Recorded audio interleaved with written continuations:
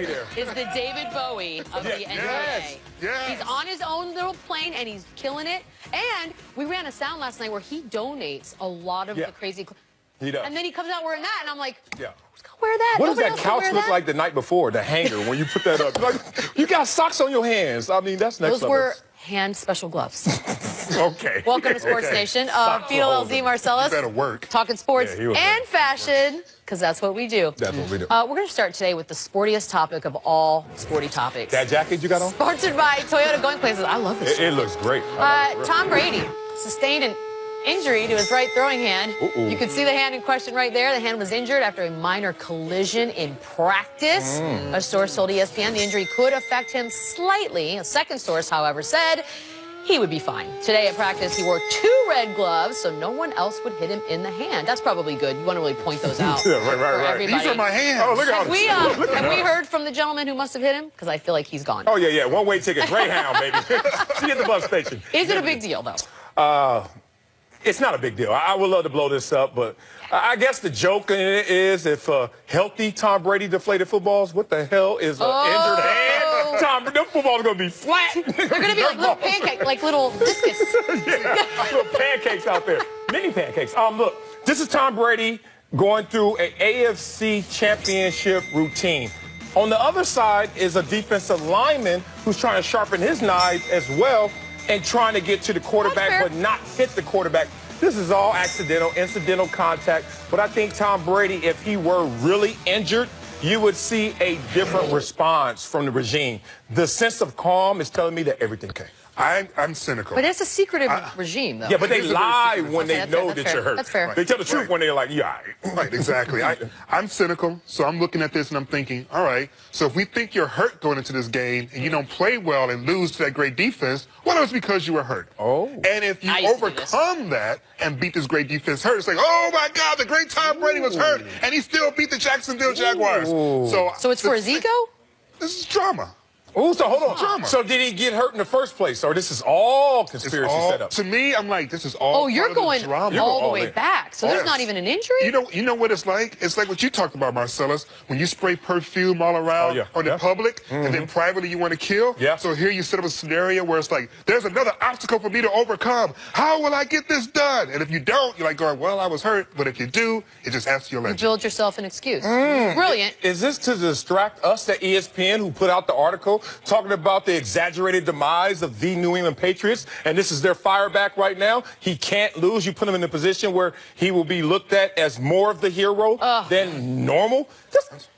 Patriots too good at everything. Everything. This is a good story. I Amazon Prime the Jacksonville jersey, and I don't know where it is. The NBA doled out discipline yesterday because everyone's rooting for them. No one wants the Patriots to win. That's true. Rockets-Clippers game. Trevor Ariza, Gerald Green, both suspended 2 games for entering the Clippers locker room after that contentious matchup. CP3 James Harden, however, escaped punishment as the league investigation concluded they were, quote, peacemakers. Also, no Clippers were disciplined, which apparently has upset people on the Rockets side of things. Although I have heard through Woj that neither side was really happy with how the whole thing played out, but do you think they got it right as is?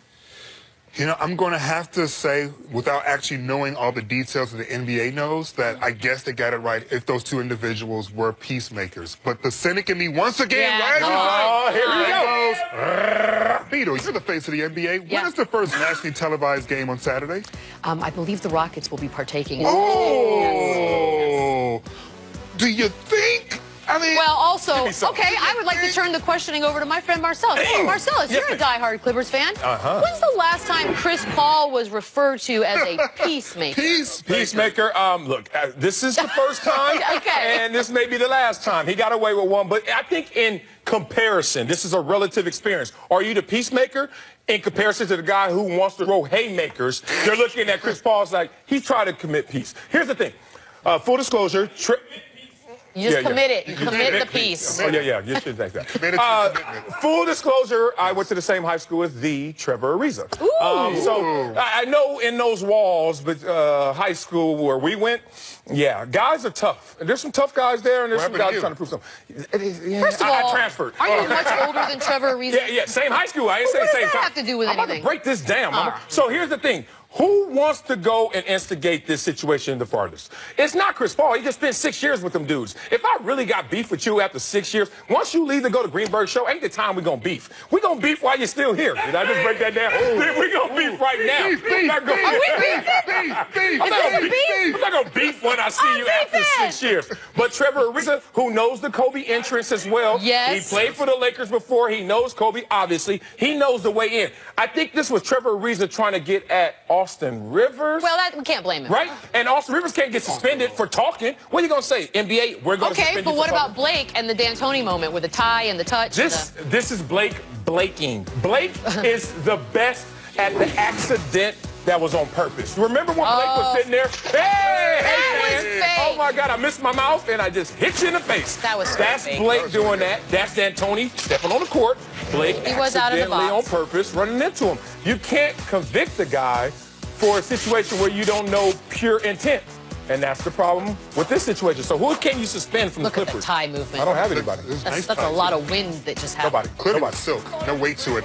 I mean, the thing is that everyone's going to look at this and just assume that both CP3 and James Harden got off easy. No one believes they all went over there together as peacemakers. But it is what it is. The NBA did this investigation. This is a decision that's They had 20 people they talked to, they said. A lot of You don't believe in a peacemaker? I actually do. I don't see James Harden and Chris Paul. Chris Paul is the president of the Players Association. You think he's gonna lead the troops into battle? I don't see that. I think he's more composed than that. Is he a leader or not? Yes. I've seen. Okay, so you're going to use his role as a player rep, as a player president rep, actually. Yeah. But then on the court, why does he whine so much and do a lot of other things that you would think are not what you want to see from a guy who's supposed to be in a leadership? Good point. It's a turn on, turn off switch. I give you that on the court. He doesn't give you the same complexion and composure that you see Just saying. as a president of the Players Ask those Association. questions on the Michelle Beadle show. Thank you. On the Greenberg show. I called the Greenberg show. You didn't take the bait? No, I'm not taking the bait. Because I'm up here. When they go low, we go high. Cavs continue to be a work in progress this season. Currently find themselves on a 4-game losing streak, 3-9 in their last 12 games. LeBron admits things are they're tough. Take a listen. It's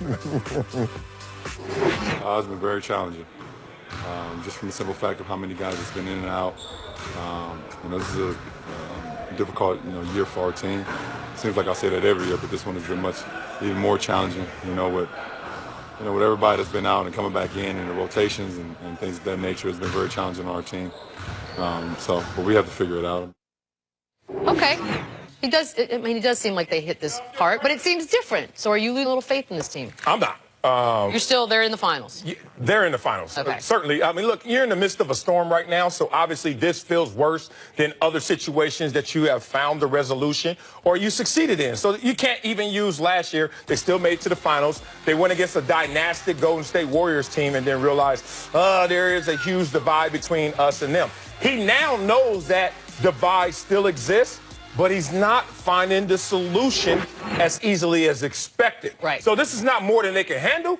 This is more than you expected. Remember that when you're working out next time. Our coaches used to always say that. This is not more than you can handle. Oh, because you can handle anything. You can handle anything. This is just more than you expected. It's okay. Trade deadline's coming. They still got that draft pick. They're going to be able to maneuver and they get LeBron in a better mental space. I mean, if you want to go into the future, then I can say my faith can be restored. If you ask me today, yes, my faith is shaken for 2 reasons. Number one, they're the oldest team in the NBA. And at a certain point... Old teams win in the NBA, yes, though. but at a certain point... Not young teams. At a certain point, after you peak, what happens? You start to decline in terms of your productivity. And then number two, that lineup isn't what you need to match up to where the NBA is going today. The NBA is about length, it's about excellent three-point shooting, and it's also about guys who can switch and play defense. When I look at this Cleveland Cavalier roster as is, I see guys who are able to shoot open shots, that's true, but the defense, the switching, those other things you need to be what Boston is now, where Golden State has been for a few seasons, they don't have it right now. Yeah, you're talking about the hybrid player, and they have specialists, or they also have guys who are sitting there and they can't complement the other guys, redundant as they say. That's so problem. that's their problem. Yeah. Where Golden State just has a bunch of 6'6" to 6'9" dudes. It's like, whatever you want, I got it. They really just don't seemingly have a weak link. Yeah. I think that's frustrating if you're trying to build any other team that's not called the Warriors. And Boston also has a trade deadline moves that they can make as well. They They're can. already a very good team as is. I mean, they're dangerous. You have a tough job. I'm on face of the NBA. It's Hosting your own man, show. man versus machine, and no one can beat the machine right now. That's Golden State.